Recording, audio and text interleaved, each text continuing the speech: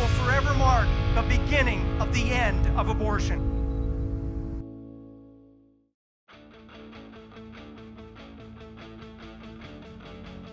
When I looked out at the crowd, I saw just an absolute sea of people. I saw where the RCMP had tried to block off the western lawn so that the pro-aborts could go over there, but you really needed only a couple of phone booths for them because there were so few of them. Then the march was wonderful and happy, and the older people that were there were buoyed up by the younger people, and it looks very positive for the future. 19,500 people this time. I counted them all myself, up from 15,300 last year. The kids were saying, we want 25,000 next year. We're going to do the best we can to bring them. So I said, go for it. That's wonderful.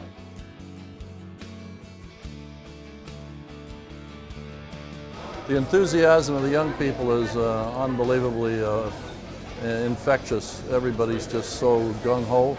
The things that they've learned here that they didn't know before, and the fact that they're going to take it back home to their school communities and to their church communities and to their neighborhoods is just amazing.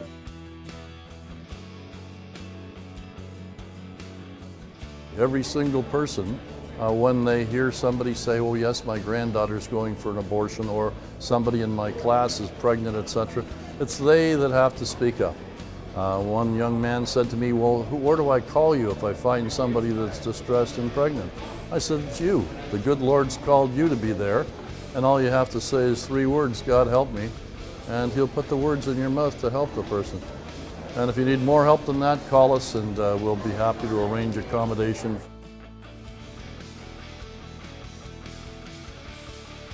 We had a great team, probably 20 people, key people organizing the event. Cost over $200,000 again this year, and through the generosity of a couple of groups, a couple of people, we've managed to defray the costs to a certain extent. But we'll continue on with our fundraising, continue on planning the life chain for the fall, the 40 Days for Life in various cities and towns across the country, and then planning for the next elections as well. But I can tell you that by Monday, we will have our first meeting to plan the march for 2013.